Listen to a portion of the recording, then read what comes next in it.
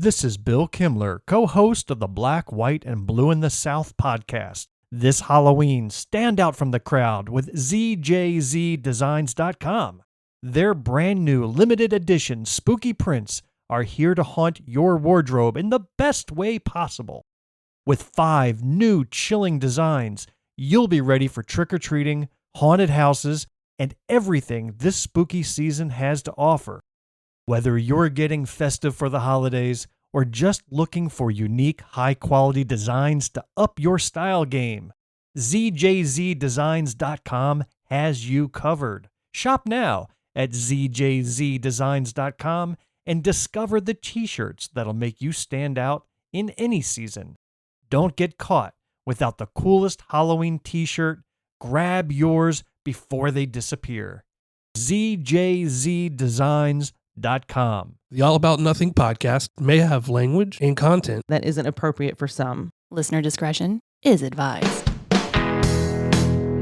Welcome, Nothingers, to the All About Nothing podcast. This is episode number 271. I am Barrett Gruber. We're going to have Luke Basso here on the podcast in just a second, returning from his trips abroad, where he is going to tell us all about. We're going to get a follow-up on everything that he has gotten to do since March. Also, he is the host of Filmperia. I'm saying that right, Luke? Yes. Yeah? Okay. Sometimes I don't say words right. Last night I had a hard time with ordering wings because I said hot honey or honey hot, whatever. I reversed it. And then I caught grief from everyone at the table. I do it all the time. Don't worry about it. But yeah, well, so it's not an age thing. It's not my dementia. No. I do it all the time. And I mean it like all the time. All right, please subscribe and share the show. That's how we get new listeners. Also, if you could, please consider supporting the show financially by visiting members.theallaboutnothing.com and becoming an official member. Proudly calling yourself a true nothinger. We'll have more details on that at the end of the show. If you can't do that, please give us a 5-star review, a like, and follow us across all social media. You can find links at theallaboutnothing.com.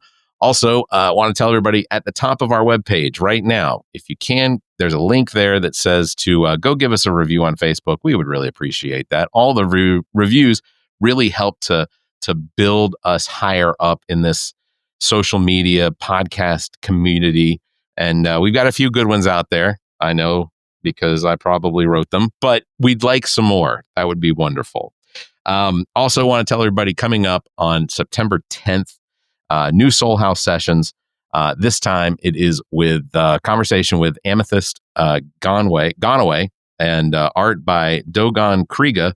Vinyl, of course, being spun by Priest Jacobs, but this is another conversation with Priest Jacobs at the Koger Center for the Arts, University of South Carolina's Koger Center for the Arts. Tickets available now. You can check the show links for those. I think there's only a few tickets left, so you're going to want to jump on this. The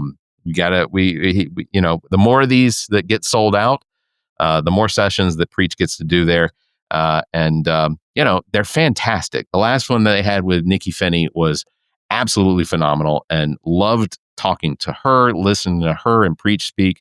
It's a fantastic conversation.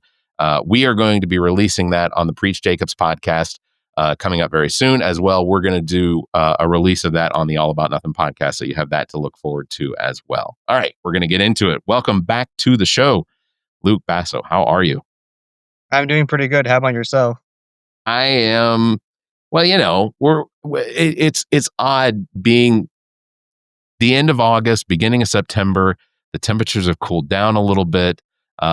It's one of those false impressions of what's to come this fall, because I know it's going to get warm again. I know we're going to jump right back into the heat of hurricane season. You live in Wilmington, so yeah. You guys are sort of like the armpit that kind of catches everything as it comes up the coast. But you haven't been home. So where have you been? What has been going on? Okay, well, the main thing is back in July, I was in Afghanistan for 6 days, and that was the highlight of my summer, Afghanistan, and probably the highlight of my year, because I've been playing that for so long, and I say that as my most successful trip. Everything worked out. I came back alive, thankfully. That was my main concern. Was okay. It was like most trips, people are worried about, like, oh, is the transportation going to be okay? Is the hotels going to be okay? No, my main concern was, am I going to come back alive? Like every day, I was worried. Like, okay, this something could go wrong. Was there a genuine concern for your Yeah, life? I was more worried about ISIS-K than the Taliban. There was there's still a big threat over there. Well, not as big as I used to be, but I was still worried about them, that I needed protection. Yeah. When we went to certain locations. Okay, so well, first let's just talk about the Filmperia. So you have a YouTube channel, Filmperia, links are in the show notes. That you interview, just to give everyone a recap. You talk and interview people that either were active in wars to get their stories, and it's fantastic. By the way, every time you release a new episode or a new episode to your channel, I go and watch it. I saw the one with your grandmother. Oh, thank you. She had the opportunity.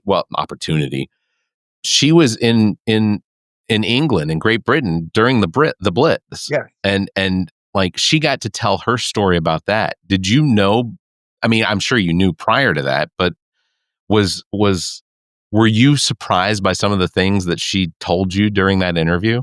I've heard these stories throughout all my life, but it was nice getting it all at one go, all at once, and it'll be there forever. And uh, like I said, I've said this multiple times. I'm glad to preserve all these stories for everyone to see. A lot of my family and her friends, they knew she was in World War II as a Blitz survivor, but they didn't really know the full story. And now a lot of people saw that, and they got to see what she went through during her childhood.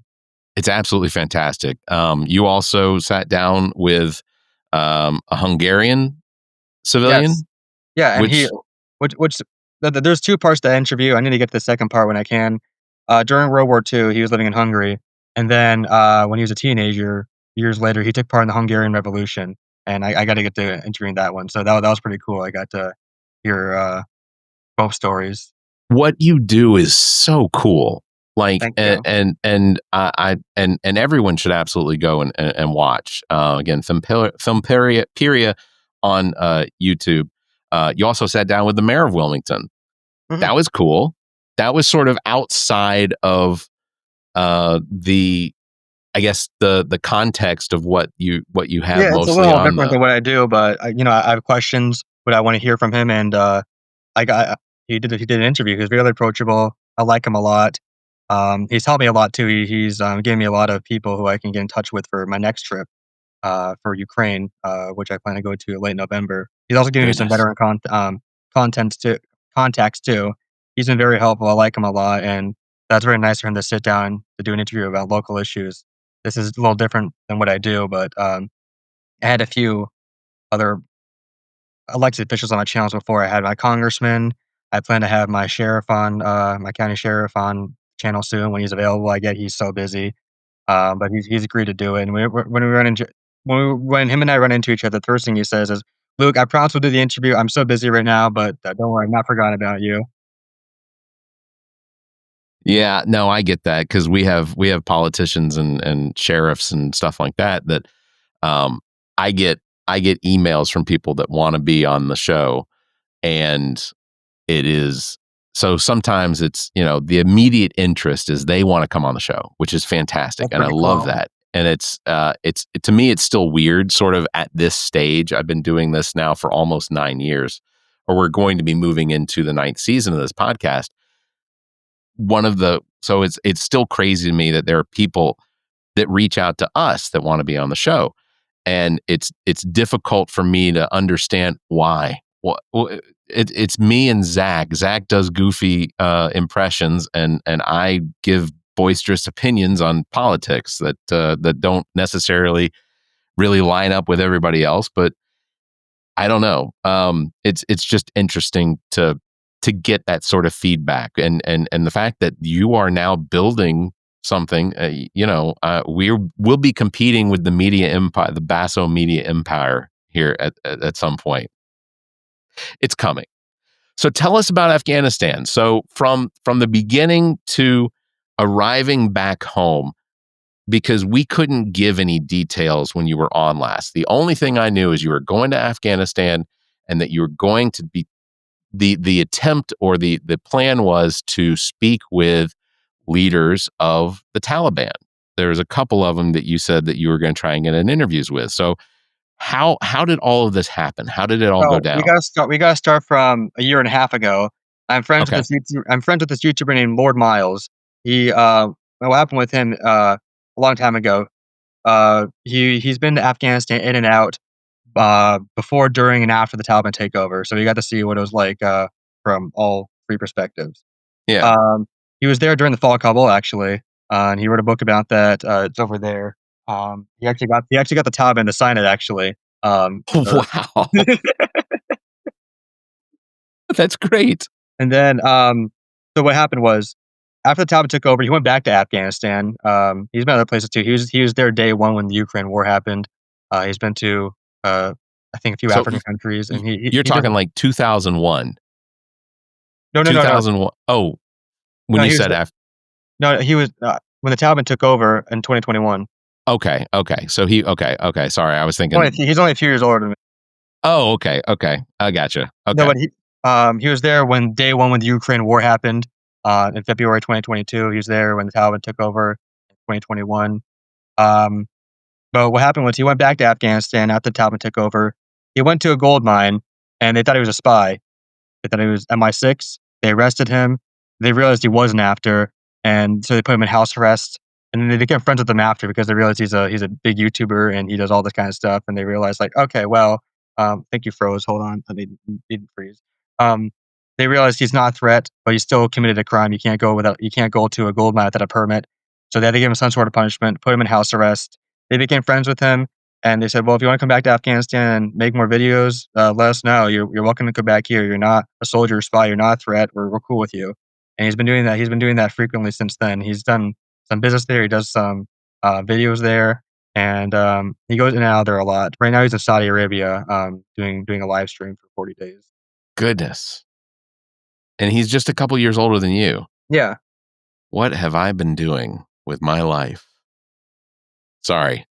It's the reflections that hurt the most. All right. So you have this contact. He is a YouTuber. He goes over. He's going to Afghanistan, Ukraine, and Saudi Arabia, and he's not doing the same thing you're doing. No. He just does videos, really, not really interviews. He's done a few interviews with people. Like some he's interviewed a few Taliban guys, but it's not like what I'm doing. Really. Yeah.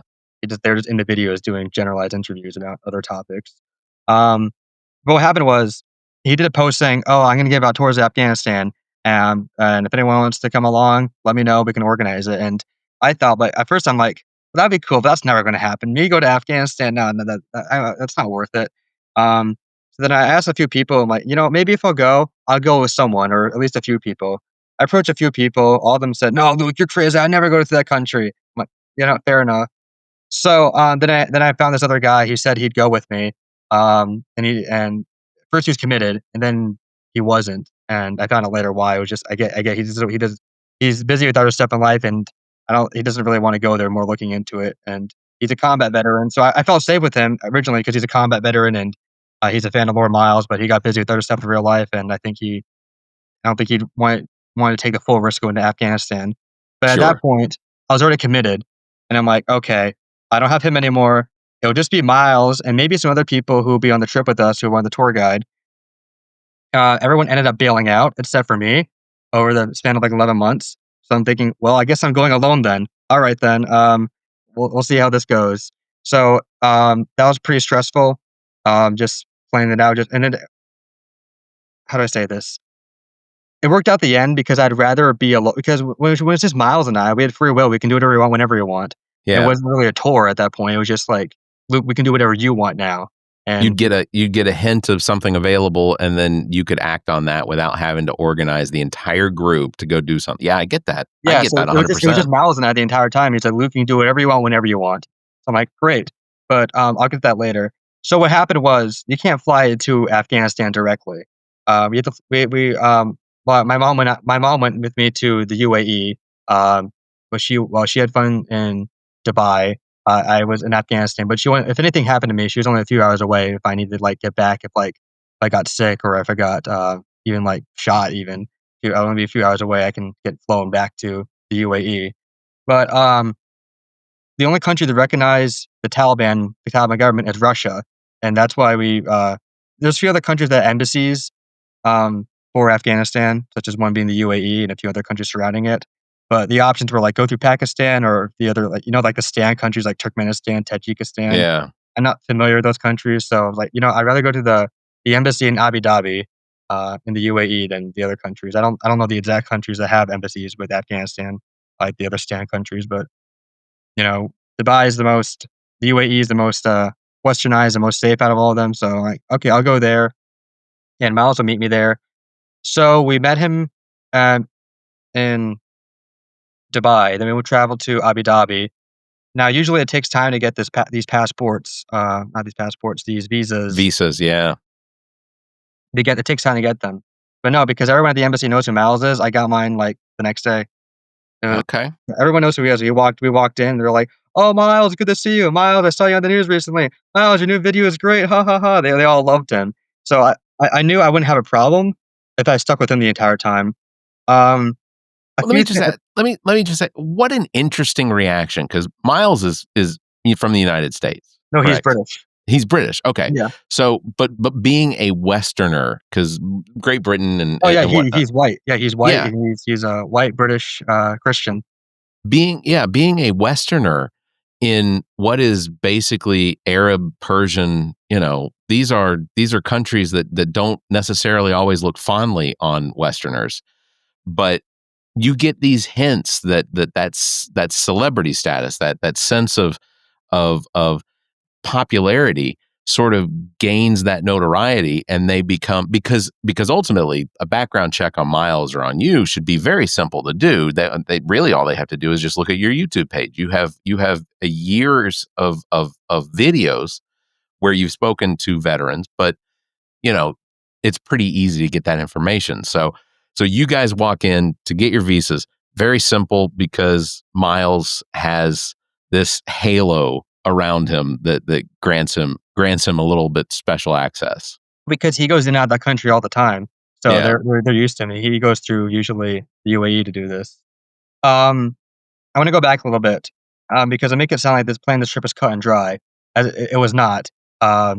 Because like I said, that so many people bailed out on it, and it's not like, oh, well, let's go to France or England, or let's go to the Bahamas or Yeah. Japan or something. No, it's Afghanistan. It's the only country that recognized them is Russia, and that happened while I was there.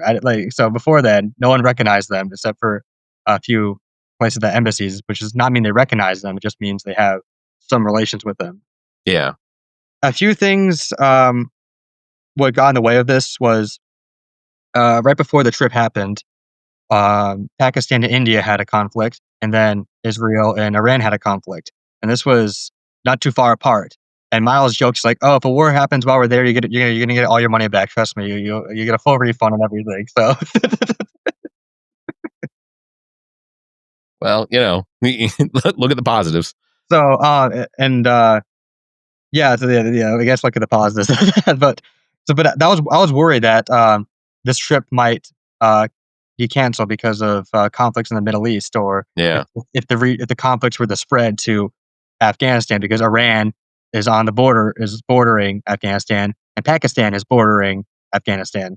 So I was extremely worried. And then I heard rumors about like, oh, if this escalates, Afghanistan might have to get involved just to defend the border, like they might need to secure the borders or something like that. So, and what if like a missile accidentally hits on the Afghanistan border, and how Pakistan and Afghanistan don't get along, and something, and there's some tension with Iran and Afghanistan, what goes in and out. So, I didn't know how it would go, but I kept this a secret for a long time because I knew how people would react. But if I didn't tell people till very last second. So you're one of the people who knew before most people. There's a lot of veterans and government officials who I'm close with. I didn't tell until right before I got there, because I knew they would try to intervene and stop me, which happened. I'm part of this veteran luncheon I attend every month, and I told them I'm going to Afghanistan, and they tried directly intervening some of these people. Interesting. Because they didn't think I was ready to go there. They thought I was going to die. And I'm like, no, I planned this out for 11 months. I'm going to be fine. They're like, no, Luke, you will die. And one of my friends said, oh, Luke, if you die there, I'm not going to go to your funeral. I warned you. I'm like, what? I'm not. I didn't. People think I'm randomly going to Afghanistan. No, this took 11 months of planning. I know what I'm getting into, and it. I understand the concern for your life, but the retaliatory part of it, if you die overseas in a foreign country, not necessarily where the government's recognized by our country, I'm not going to attend I'll your clarify, funeral. that wasn't one of the veteran friends that said that. That's a different No. friend I that didn't said that, imagine but so. Yeah, but still, just what a ridiculous retaliation to. Well, first of all, don't put that in the universe. There's no reason to think. I mean, yes, I understand there's a yeah, safety concern. like I said, my main concern was ISIS-K, not the Taliban. And people weren't worried about the Taliban. It was like they will kill you. I'm like, well, listen. You, when you're over there, you realize quickly what to say and not say around these guys. Sure. Okay. It's not like I'm gonna be like pro America when I go over there and go like Yeah, you're not. Yeah, I'm not gonna You're not wearing your American flag right. suit. Right. I wore what they wore. I was respectful to their culture. They treated me with respect. Okay. If you show them respect, they'll show you respect back. The war is over, and I still acknowledge all the horrible things the Taliban has done. But Sure. this is journalism, and this is what I want to do. And if you want to do it right, you got to say certain things and not say certain things. You got to do it the right way. You can't. Um, you have to be smart. You can't be stupid. You got to think twice about certain stuff you do there. And people think that if you're an American, you're going to instantly die there. I'm like, no, that's not true. Like, Yeah. No. And it's. I guess it's interesting because we have reporters for all of the major news networks. They're on the ground in Ukraine right now. They are in Moscow. And Russia is certainly not acting like a friend to the United States or most of the countries around it. But you go to visit Russia, then you ultimately, if you want what you need, you're going to respect it. It doesn't necessarily mean that you're going to come in there and immediately start a protest in the square to against the government. That's not what you yeah, do as a visitor. people will be like, so why don't you confront the Taliban about X topics? I'm like, well, you can't really because Gun to my head, I'm not gonna. and you have to ease into it because there were topics I talked to them about when I got to know them. I don't say the first thing to them and go like, oh, I can't believe you did this or why did you have to ease into it. I'd ask them about women's rights there, and I got mixed results there. I asked them how they felt about the Americans. I got mixed results there too. I asked them how they felt about uh, just the wars and how Afghanistan has been like for the last 40 years, and I got mixed results then. You got to ease into it. You can't just approach it head on. Uh, they're the ones that control. You're not. You got to you have to do it right. Yeah. Yeah, absolutely. All right. So you're in Afghanistan at this point. No, or I guess where are we at this point? So on the very next day after I got my visa, I flew into Afghanistan with Miles. And here's the thing, because I was the only person on that tour now, we had a lot of free will, and it seemed like he was going back there anyway, whether they would give a tour or not. It seemed like he had stuff to do there, which is why I'd say about not all the time, but throughout the trip, he was doing his own thing while I did my own thing. While he left me out with Manir, who was our tour guide, because Miles organized it and he stayed with us. But the guy who actually gave the tour and helped me around was my friend Manir. He was a translator for the British Army, um, and while they were in Afghanistan years ago, his dad was a general for the Northern Alliance. He's retired now, and I trusted him a lot because he made sure everything ran smoothly. Miles organized it, and he did the tours too, but Manir led the tours.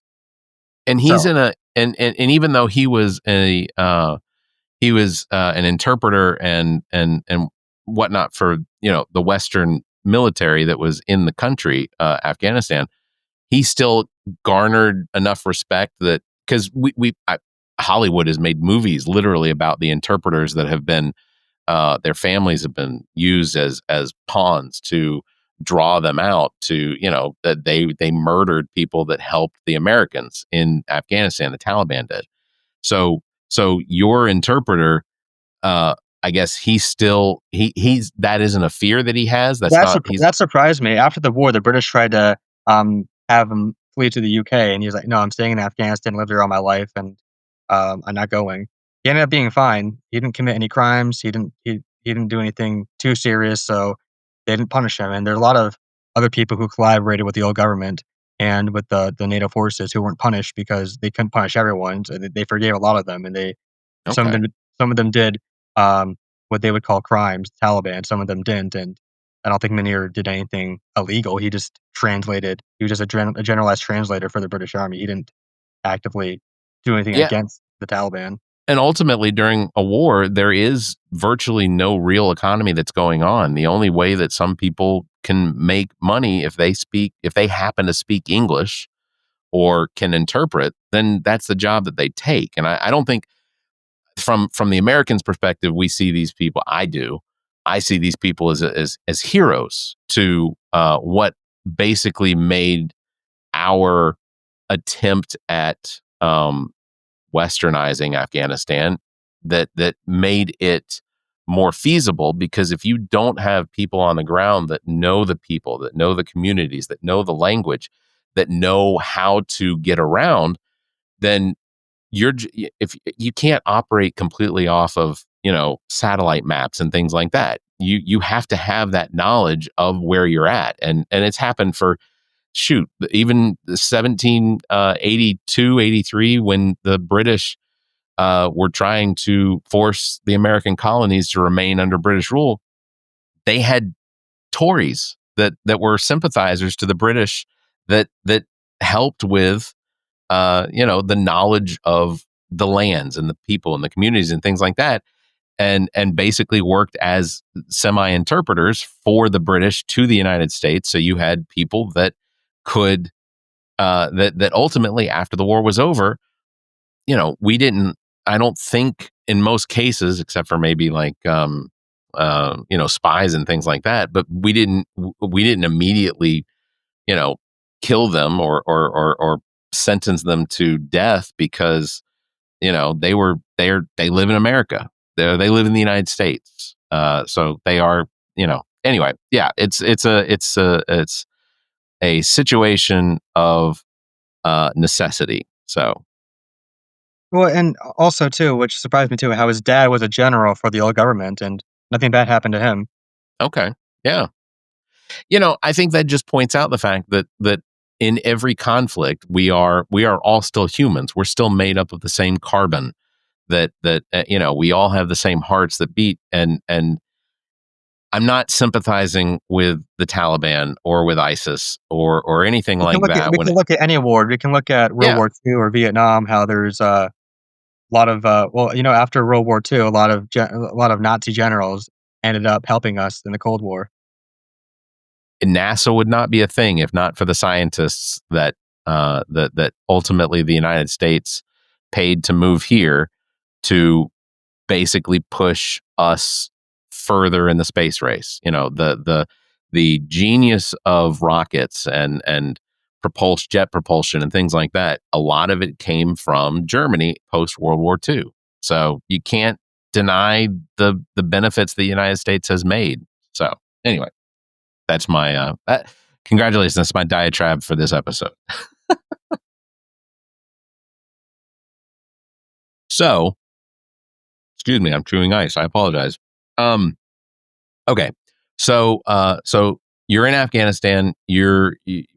What is the main mission that So you have? my main mission is I want to interview Mujahideen fighters. Mujahideen was a group that fought the Soviets um, when when the Soviet Union invaded Afghanistan Yeah. uh, about 40 years ago, and I wanted to interview a lot of old Afghans who fought the Russians. Those are the only ways I can find them. Who are in Afghanistan. These people, they're not. You can't really uh, Zoom call these people or find these Yeah. people in the United States. A lot of them, a lot of the ones who were Mujahideen, they're not technology. They don't know how technology works, and a lot of them We're don't speak English talking. either. A lot of them Yeah, don't we're know how to. talking about farmers and Yeah, sheep herders a lot and of them don't speak English too, and the only way I can find these guys was in Afghanistan itself. yeah, So that's the only way you can really do is going there. Yeah, there's some technology in Afghanistan, but outside of the capital, there's really nothing. yeah. And I mean, it's hundreds of years behind in society for hundreds of miles. It was hundreds of miles of just deserts and mountains, and yes, I had limited technology and limited Western stuff in Kabul itself, but outside of there, it's pretty much nothing. It's amazing for a region that gave us mathematics and algebra, physics. Like this is an area of people that, if not for the recognizing and the invention of some of the things that we use as fundamental. I mean, computers would not be a thing if not for thousands of years ago, someone coming up with algebra and trigonometry and things like that. This is, and at some point, I guess, either because of outside influence or internal influence, they sort of made the decision that they would not move forward with a lot of that. I'm guessing it probably had a lot to do with external influence. Just I have to imagine. So anyway, sorry. So you're looking for Well, to go back on your question of my goals there. So, yes, interview the Mujahideen. A lot of them ended up becoming Taliban. Another reason too is I potentially want to be a correspondent when I'm older, and I'd rather find out now than later. I'd rather either something I want to do, like going to whatever, depending on what list you look at. Afghanistan is like either the first, second, or third most dangerous country in the world, and this is what reporters are doing every single day. And I'd rather find out now than later that if this is something I really want to do, because I do plan to go to Ukraine in the future, and this is I don't want to say a stepping stone, but this will prepare me a lot of what I could be doing for the next 30 to 40 years of my life. I don't even think it's a stepping stone. This is a huge boulder that you have.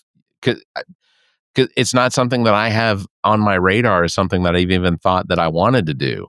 So you have climbed a mountain to do what I don't think others even think about as something. Like I love interviewing interesting people and talking about things that are interesting from the perspective of what I think listeners or the audience is going to enjoy.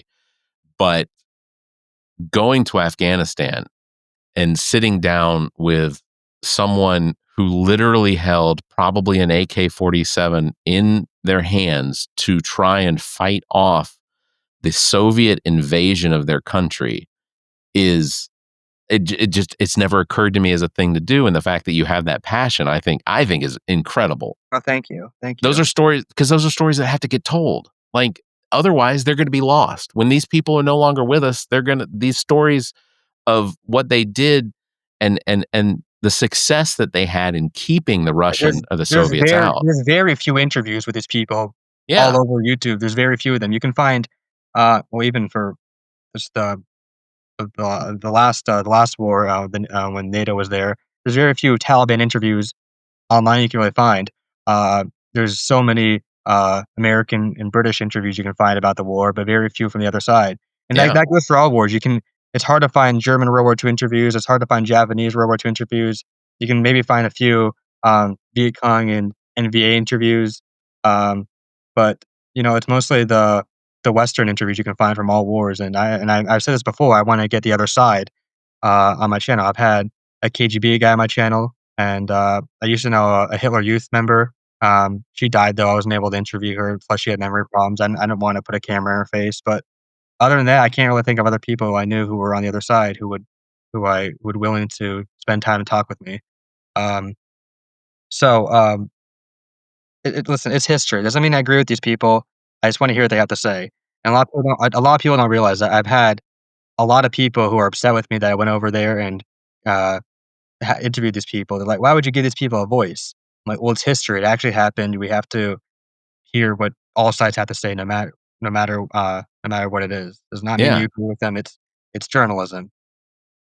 Totally agree. That's one of the reasons why I extend offers to people that have different opinions than me on politics, is because I want it's not necessarily that I'm just some will say that I'm giving them a medium to express their voice, and I say, well, I think that when it comes to history, because everything we record and put out there is going to be out there forever. I mean, unless somehow Google shuts down for some reason and YouTube no longer exists, or the podcast sphere somehow dissolves or whatever, that is, there otherwise, there will always be a record of these things. And I think it's important for people to hear what everyone's perspective is so that you can have a valued opinion on what your perspective is. So kudos to what you're doing, because Thank you. I keep saying it. I am so impressed at the age of, what, are you 20 yet? Okay. Congratulations. You're 20. But okay. So to continue, were you able to get any interviews? Yes, I with did. I'll get to that because the first Okay. day was just settling in. I didn't know too much about. I knew the place we were going. I knew I was gonna get some tours of some historic locations, and I told them I want to see some old Soviet tanks and vehicles that are destroyed. They're like, "Oh, we know how to find those. We can make that happen, Luke." And anything else you'd like? I'm like, "Well, I like to interview some Mujahideen guys who maybe even Taliban if possible." But yeah, we can make that happen. Anything else? And I'm like, well, if there's any other things locations you want to take me, feel free to. So without those people who were supposed to come with originally, it was supposed to be like an organized tour with a few cars. But no, it was just me, Miles, my tour guide, driver, and sometimes Taliban guards, just for safety reasons. Yeah. So anyway, the first day we got there, it felt like a fever dream. So we flew into Kabul airport. It is I was just in disbelief, just that there's I don't know how to describe that place. It's amazing that place still runs. What I mean by that, Shambles. Is it yeah, yeah, basically in yeah, yeah, yes. And there's some aircraft there that they're using that's 30, 40 years old that's somehow still operating. I heard people on the plane tell me, I think it was afterwards, the plane, because the plane I took in was wait, no, I'm mixing that up. I'm sorry, I'm getting confused now. Okay. Anyway, so Kabul. Okay, I'll jump around. So we went from the Kabul airport. We met people who were waiting for us at the airport. When Miles was with me, and the people waiting for us was Aladdin, who was a Taliban member, and our tour guide Munir, and they're waiting for us. Now I knew who Aladdin was beforehand. So what happened was there was Aladdin and Muhammad, and they were supposed to protect me in Afghanistan. What happened was Aladdin's uncle was murdered by Muhammad. So then Muhammad kills Aladdin, and then Aladdin goes to prison for murder, and then he's scheduled to be executed for that. He gets released right before I go there by the director of foreign intelligence to protect me because I need they want to protect the Westerner, which is me there. Yeah. So it's like, okay, well it's gonna be this guy. You're supposed to do it, so get out.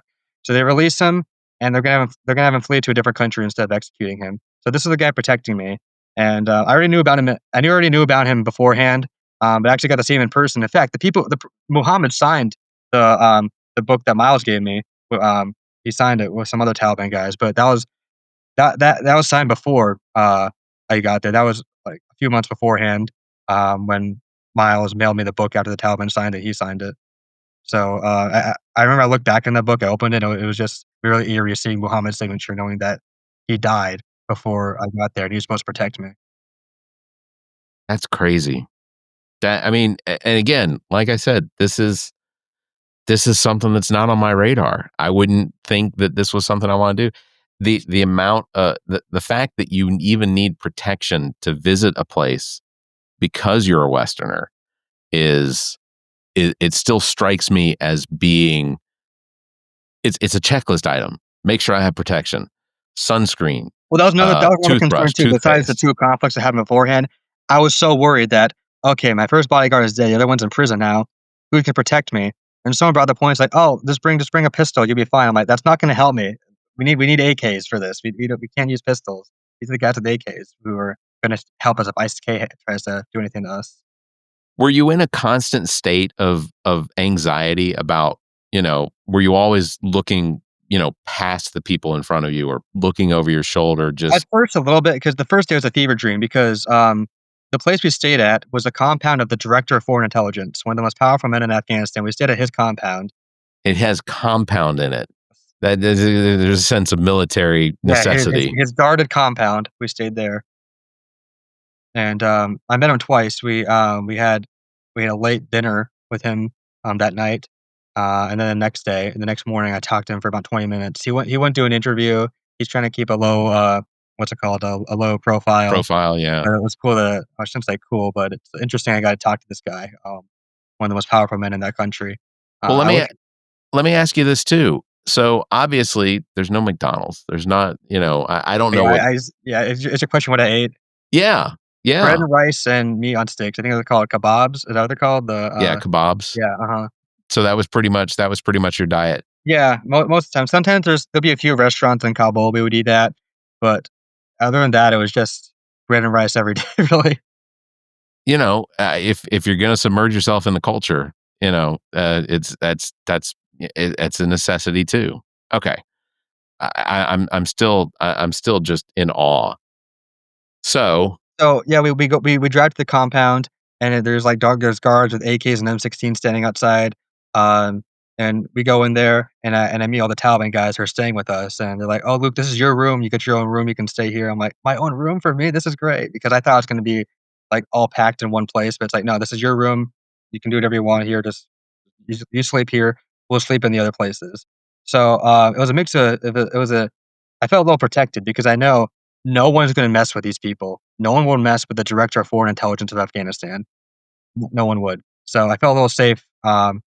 Yeah, yes. If you look him up, you can see some of the horrendous things what has been done by these people. Um, but I felt a mix of anxiety and safe and feeling safe too because I'm like, okay, well, nothing's going to happen to me because he even told me he's like, if anyone has an issue with you, let me know, I'll deal with it because wow, what he's trying to do. I get his perspective. He wants to bring tourists to Afghanistan and he wants his country to open up even yeah, though he doesn't have even though he's not that high position to open up tourism. He's trying to he wants to give tourists the best treatment possible to make sure um, they either come back or they have a good experience. yeah. And I get why he's doing that. Why he wanted to make me feel comfortable and safe, which he did a good job. He got me food, water, toilet paper, stuff like that. They would provide the stuff for me if I needed it. When you're at the compound and you see him, are there any situations where you two are passing in the hallway, like on the way to dinner? You're going to the bathroom, and Well, he's what leaving. happened? Well, how I met him was it was after that long day of getting clothes, cheating money, getting a feel of Afghanistan, going to some stores, eating food there just to get used to it, and going to some locations. It was about 10 at night, and I was about to go to bed, and I was in my pajamas, and I just brought my clothes from Afghanistan. I was going to have them washed, which I get to later. Well, I was only able to. I wore the same two clothes in Afghanistan the entire time because it was hard to get them washed. So I had my Dubai clothes and my pajamas on, my pajamas, and my Dubai clothes next to me. Miles comes in. He's like, "The director's here. Do you want to say hi to him? You want to meet him?" I'm like, "Right now?" He's like, "Yeah, right now." I'm like, "Yeah, I'll say hi, sure." So I put on my Dubai clothes, the clothes I buy in Dubai, and because I was gonna get the other stuff washed. I walk in and he's there sitting with a bunch of guys all surrounded um, on on a carpet with a bunch of food on it with plates and some drinks. He meets me and he's like, "Oh, you're the tourist. It's good to meet you. I'm." He says his name, and he's trying to be low profile, so I'm gonna Yeah, respect of course. his wishes. But anyway, there's about like 6 or 7 of us. Most of them are Taliban. There's me and Miles. Um, at first, I just wanted to meet him and talk with him a bit. Then I wanted to go to bed, but he insisted I stay. So I stayed for 3 hours, just hearing them all talk about whatever. Half it wasn't even English. But he asked me questions about just what America was like and just what Western culture is like. He would ask me, he's like, "So, Luke, are you married?" I'm like, "No." He's like, "Oh, Luke, how old are you?" I'm like, "I'm 20." He's like, "Oh, Luke, are you, um, what are you doing in life?" I'm like, "Well, I go to college. I make YouTube videos and all that." He's like, "Okay, okay." He just wanted to see who I was beforehand. Yeah, And from what I heard, that he treats other tourists, how do I word this? I don't know. He treated me better than most tourists who were there.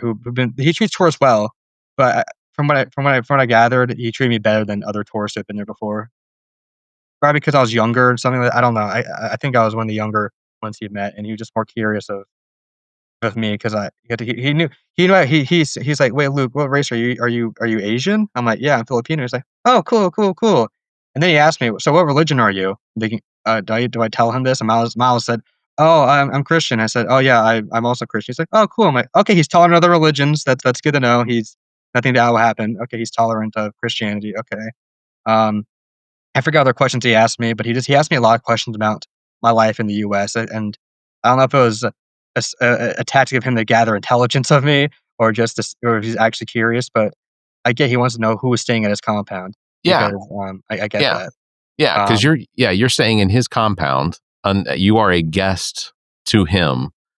So I have to imagine that it wasn't just I think it was a combination potentially of genuine curiosity about you, and and then maybe he's not in his position because he's related. It's probably not nepotism that he's part in his position. It could be, but it's probably not. But he's doing his job as gathering intelligence. But I think I wasn't worried about him. He yeah. was just he would say stuff about how he wants to more tourists in Afghanistan, and he wants to open up gold mines and have a source of income in the country. He would talk about stuff like that. Yeah, he cares about the country he is from. I think I think that's respectable. So listen, I appreciate he treated me well, but it doesn't mean I agree with this guy what he's Sure, done. agreed. I looked Completely up so agree. many things about this guy, and he's yeah, he's done some pretty bad stuff. Yeah, but I'm glad that nothing bad happened to me, and he treated me very well.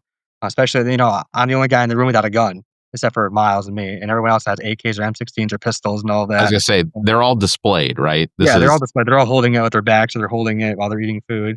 So, I'm, and then halfway through, I'm like, can I go to bed? I'm getting hungry. He's like, no, no, no, no, no. Get him some food and some water. And so I'm like, okay, well, he's insisting I stay. I'm not gonna rebel against this guy. right. I'm gonna wait till he's done and go to bed. And even Miles is like, oh, he's tired. Let him go to bed. Okay, it's midnight now, or 1 in the morning. I'm like, yeah, I'm gonna go. He's like, okay, Luke, good meeting you. Then I ran into him the next day because we were gonna go somewhere. Then I was getting my stuff, and I'm like, oh, hey. And he's like, oh, Luke, good to see you. How are you? I'm like, oh, I'm good. I was just here to get my stuff. He's like, no, Luke, let's chat, let's chat, let's chat. So we talked or whatever. He actually looked at the postcards. Yeah, I got my postcard. So Now, what did I say? I don't remember what I said. it, I said, there were no state secrets that were given away. You didn't give away your position or anything. You sent me a postcard. You said, Barrett, this trip was a huge success. I got some great interviews and was shown a lot of respect from the people that found out that I am an American. So that was all you said on it. okay, so that was probably one of the later postcards because I remember throughout the trip when I had free time, I would just start writing them. So Yeah. I don't think he looked at yours. But I know he looked at his. You mean I can't get his DNA off of this? That's no. But I understand that He there's was looking through them to see what I was like writing, which I get why he was doing that. Yeah, 100%. I don't have to agree with his policies or his politics to understand to recognize that he still has to protect himself, not only from Westerners like us, but even from people within his own country that would potentially seek to take him out of his position, or to So I have to imagine he is also under constant threat. He Which lives is in a why compound, he wouldn't do an interview. He's trying to lay a low profile. right? Which I wish he could. That would have probably gone viral if I got this guy to talk in an interview. That would have been good, but I certainly understand his concerns, and I you're already putting yourself at pretty serious risk Yeah. anyway. So let's not take advantage too Yeah, much. I don't want to ask for too much because he's already let me stay at his compound, and he's already giving me food and water. So Yeah, I can't ask for too much, and I'm not gonna be like, oh, please, please let me. And I don't want no. Anyway, I was able to get some good interviews later on. So, but throughout the trip, it was just sightseeing, finding people to interview, and just going to some locations and seeing what Afghan culture and what the country's like, and just learning about Afghanistan and their point of view. Now, the people I interviewed, um, so I got 2 good interviews. It was supposed to be 3. We were supposed to interview Aladdin, and then halfway through, he wanted money, and we're like, "No, we're not paying you for an interview." So wow. we just You dropped can't that. blame him for asking, though. Yeah. You know, He's like, "Yeah, I'll do the rest of it, but you gotta pay me." So I'm like, "Okay, we're not gonna pay you to do an interview now." So, and we're like, "Okay, we'll get other people instead." So the people we got, I don't know how to pronounce their names. I'll just tell you what they did. So there's one guy we drove to Jalalabad to meet him, which is I think 6 hours away. We drove on the Kabul Jalalabad road to meet this guy, and that's one of the most dangerous roads in the world. It's on a cliff, most of it, and there's always boulders falling down and rocks crashing, car crashes happening, and people just dying all the time.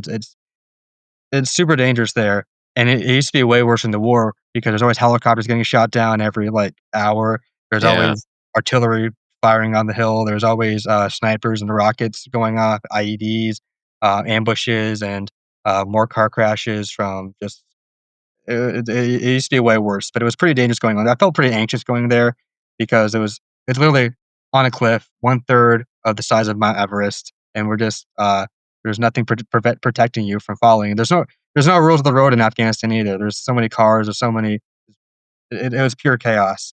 Drive on the And left or the right?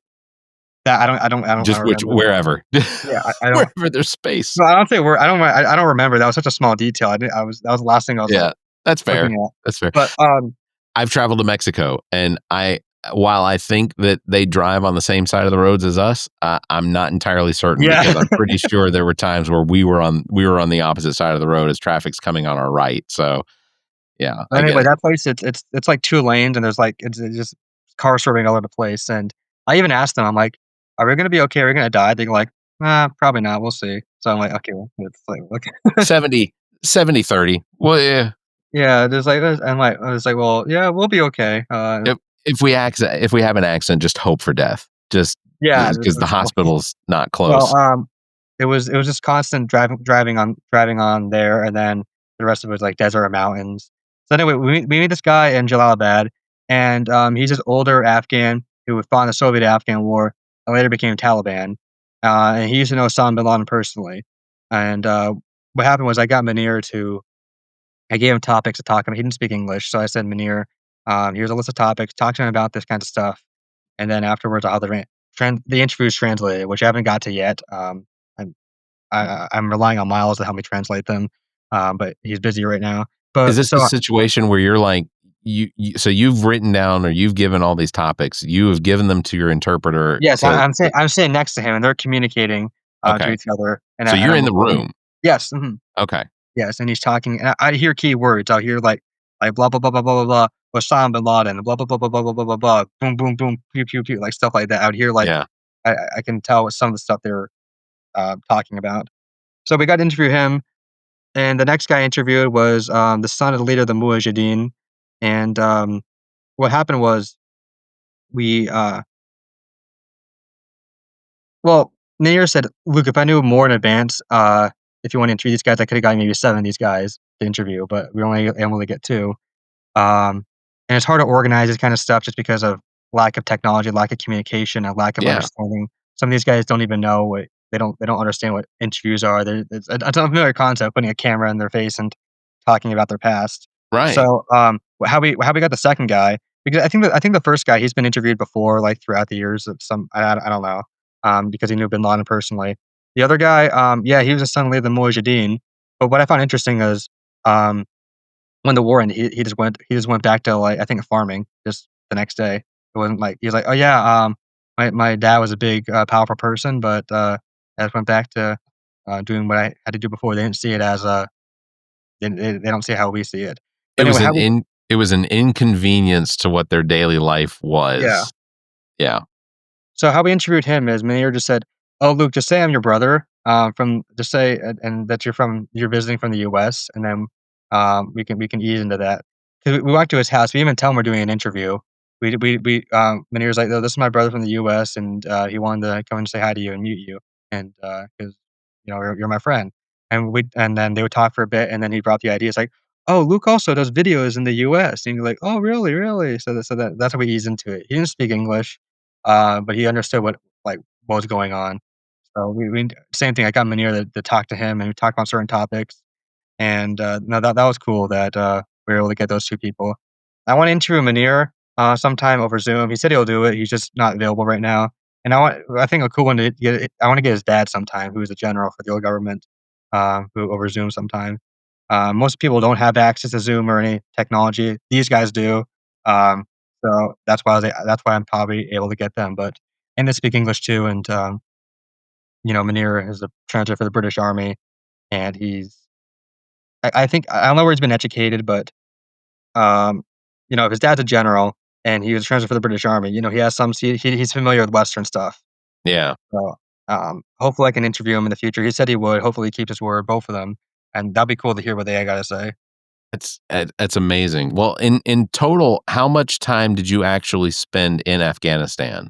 Only 6 days. It was 11 months to plan for 6 days. Yeah, that's amazing. And to jam everything that you were able to accomplish So it into was supposed to be 10 days, but it got cut short. We wanted to go to Tora Bora also, which is where Bin Laden, his compound's at, and I yeah. wanted to interview some people there. It didn't work out. They found spy malware in the area, so they shut off the place, and they wouldn't let anyone Wow. go in or out.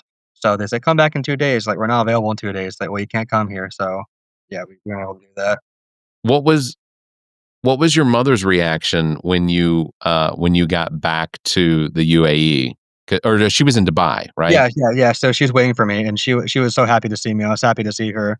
Um, but I remember I told her everything in the car. It was everything all at once, and that horrified her. Just like, I'm like, yeah. So we interviewed these people, and I met these people, and all this and that, and just I get it all at once after not seeing me for that amount of time.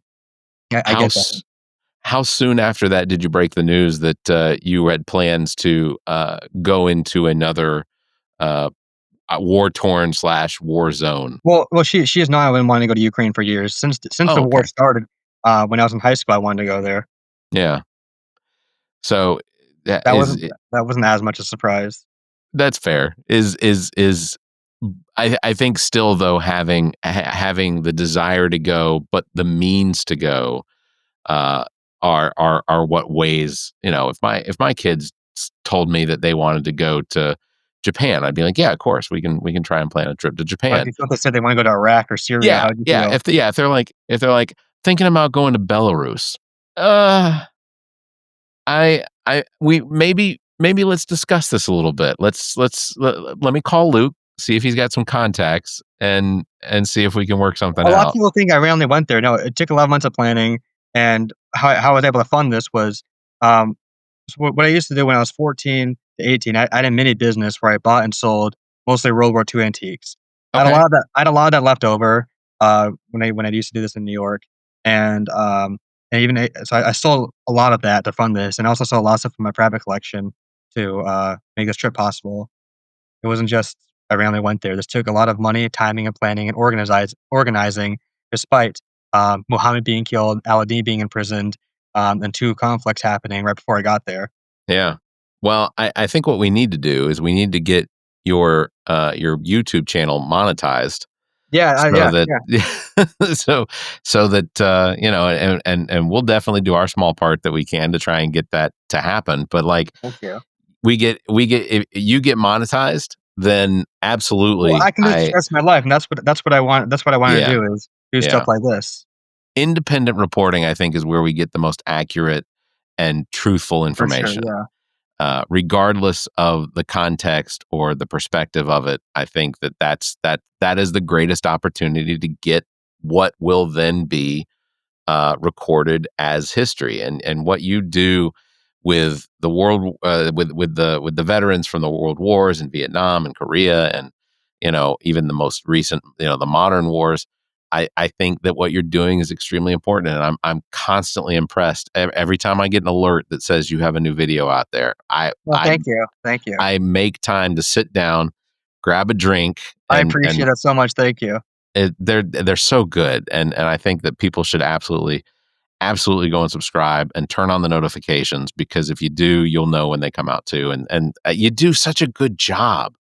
Like, and I get you've probably taken a few classes on this, but I think the experiences that you've gotten, like, you can see the progress from the first recordings up until, even your grandmother just, 3 weeks ago. It's, you see the progress of how you're doing it. What sort of equipment do you use for your recordings? A tripod, my Canon camera. I don't know what. Yeah. And then the microphone. But what I use as Premium Pro, Adobe Yeah, okay. Premium Pro. That's what I use. Well, you're doing a fantastic job, and I know you've got travels that you're planning and coming up. I think you said November. Yeah, Are we hopefully the allowed to? last week in November. I'll be in Ukraine. That's the plan. Okay. And is there any soft plans for exactly what it is and where you're going to go Well, in Ukraine? I don't plan on going to the front lines. I don't think I'm ready Sure. for stuff like that. I'll be mostly in Kiev. I hope to be with my father. He'll take me. He'll make sure everything is more planned out, Yeah. and help me out with that. There's some special forces guys who said that they'll do some interviews when I'm over there. Hopefully, they keep their word on that. I get stuff changed every day with the war. Hopefully, they're not captured, killed, or wounded by the time I get there, or they're even available at that time just because shit happens. But Yeah. so far, they've agreed to do some interviews, and I've got some other people who said they'll consider it, because the war changes every single day. So I can't be committed to a few people. So I'm gonna have a list of people who are gonna try to do some interviews when I'm over there in advance. Anything you got coming up even sooner than that? Uh, A lot of video well, editing, I yeah, a assume. lot of right now I'm college started back up a few weeks ago, and it's boring as usual. So like that college shit's holding you back, Luke. it is, yeah. But I'm ecstatic that you are at least getting some sort of a college experience. That's one of the things that people I didn't have the college experience because I didn't I didn't know what it was I wanted to do. I fell into the career I'm in, not necessarily podcasting, but software. I fell into that, almost 30 years ago, and it pays the bills. It pays for me to be able to do the podcasting, and that's ultimately what I need right now. Would we love to be monetized and that'd be great. That'd be wonderful. If I had more time to focus on it, then there'd be 5 or 6 more shorts published a day. But it's just, I have to sometimes find that motivation to do the things that I know I have to do. And I think that goes for a lot of creators that are putting out content is finding that motivation. But you seem to really you have the passion for that motivation, and that motivation then drives your content. So it's a really cool thing to watch, and I am so thankful that when we were sitting at our table in Wilmington, North Carolina, and you came and talked to us, because ultimately I have enjoyed everything you've done and getting to know you, and your safety is important to me, but get that story. Well, thank you. Thank you for being so supportive. I've had a lot of mixed results of going to Afghanistan. Most of them been pretty positive, but I get a lot of people who are not familiar with this kind of stuff. They're horrified, or they think I'm pro-Taliban now, which is ridiculous. It's um, Eh, and I had a I lot of stupid people thinking like they're like, "Oh, you need to be investigated by the FBI and CIA." I'm like, What do you mean?" Like they're like, "Oh, you're a terror supporter." I'm like, "What the fuck are you talking about? What? This is and journalism." And to those people, I would just say, fine. If you have some contact with the FBI and think that I need to be investigated, then send the FBI this way, because there's There's a nothing to pic hide. the portraits on okay, we have General Petraeus on my wall, the former director of the CIA, and we have Yeah. William Webster, the former director of the FBI on there. Okay, I don't know what these guys are on about. They haven't really fully looked into what I'm doing. It's a lot of these people who don't know me that well, who are criticizing me. The They people who find don't it cool understand. the people who find it cool are the veterans themselves. They find the coolest thing. They're freaked out that I did it, but they find it cool that I was able to actually pull it off. And I've met veterans a lot of them who fought in Afghanistan. They find it amazing that I was able to go back there as a American civilian and did what I did. And these are the guys who fought over there, not the people who are so-called Facebook warriors or just people who are just watching the news. There's been a few Yeah. news outlets who've interviewed me, and there's been some horrendous comments of these people. But then I look into what they're doing, and they haven't really looked into me, or they don't know that they're just not knowledgeable when it comes to journalism or politics Yeah. or history. Yeah. My suggestion is, and this comes from the perspective of I don't care. Yeah, I don't care either. Yeah. It annoys me, but at the end of the day, I don't know these people, and I don't care. Yeah. The people who matter in my life are the people who I'm talking to, really, not the random people Ultimate who are here. ultimately, I feel vindicated in my opinions about things when I read what they wrote, and then I'm like, oh, well, clearly they must have missed third or fourth, fifth grade, grammar, because what their comment is almost undecipherable. So I know what the context is. I know what they're trying to say. I'm just disappointed in their lack of ability to use vocabulary. Yeah. Chalk it up. If it's a comment that is just very angry and disheartening about what you I'm do, criticizing the people who are just pure anger. There's no Sure. It's just no constructive criticism. It's Yeah. they're just shouting names at me, like those people. Well, keep doing it. I think it's outstanding. I'm really glad that your family supports you in it, because I think ultimately that's one of that is the concrete foundation. That's what's really necessary. So I'm happy that your mother and that your father are both on this trip with you, because it's such a really cool thing. Out, because the war changes every single day. We don't know what's going to happen in November. So the plan right now is to go to Ukraine. Well, if you get to Ukraine and you want to set up a call, we'll talk to you from Ukraine, because that'll be pretty cool. Their technology is a little bit better, it's just dependent. But yeah, it obviously I don't have to tell you, but it's one of those things. Be careful. It's this is a different kind of danger. In Afghanistan, it was fears of ISIS or kidnapping or terrorism or just unstable. Just the region being unstable, especially that there's no Westerners to really help me out, and it's just miles of myself. And the only country to recognize, there's no outside support. Like I said, the only country to recognize Afghanistan is Russia.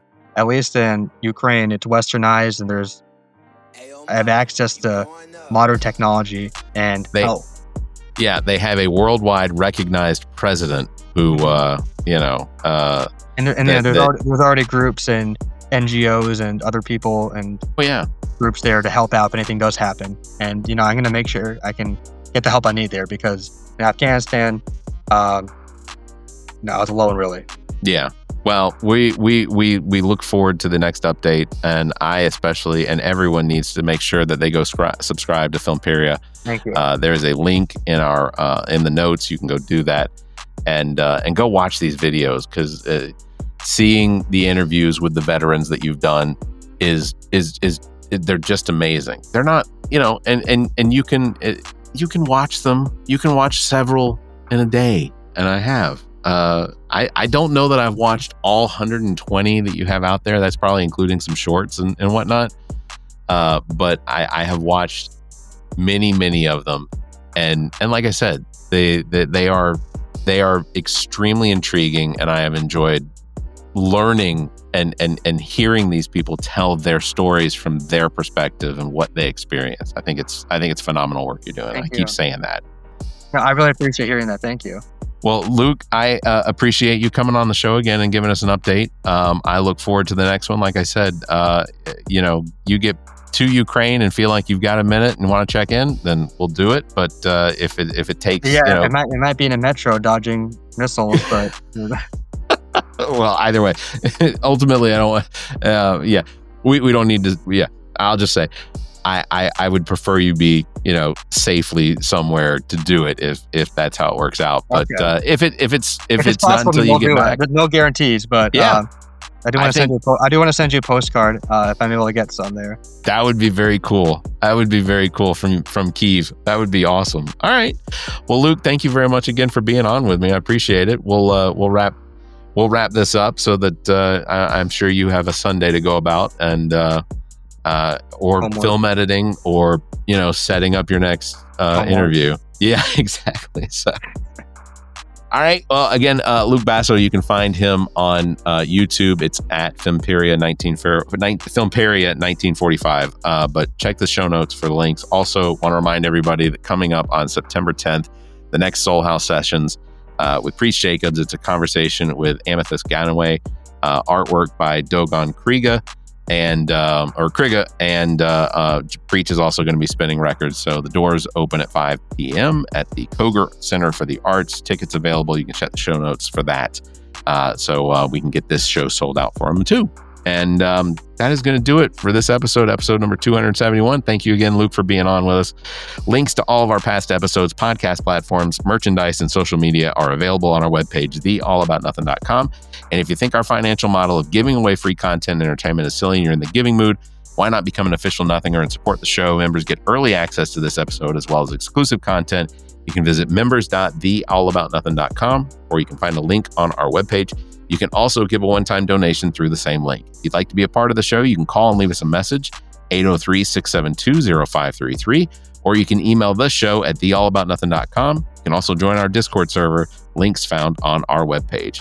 Thank you very much, everybody, for listening. You all stay safe, be kind, and keep your hands to yourself. The All About Nothing podcast is a product of Big Media and produced and engineered by me, Barrett Gruber. Thanks to Cake for our intro music, Sick of You. You can follow everything Cake the band at cakemusic.com. Thanks to Muff the producer for our outro music. You can follow Muff on Instagram at Muff the producer. You can follow me across social media by visiting Linktree/Barrett Gruber. And you can follow Zach King on Linktree/AAN Zach. Want to support the show? Visit our webpage, theallaboutnothing.com, and become a member. There are several tiers available that give you early access to episodes as well as exclusive content. To find links to our social media, podcast platforms, and merchandise to support the show, as well as past episodes, visit theallaboutnothing.com. If you'd like to be a part of the show, you can email the show at theallaboutnothing.com, or you can call our number and leave a message. Dial 803-672-0533. If the time between these episodes is more than you can handle, check out our sister shows. What the Pod Was That with Carrie, Zach, and myself. Welcome to Wonderland with Ami. Politically Speaking with Erica, Kirsten, and Emily. And Black, White, and Blue in the South with Dr. Jameel Brooks and Bill Kimmler. Please subscribe and share this show. If you're on YouTube, please subscribe and punch that notification bell. Thank you for listening, and hear us next week.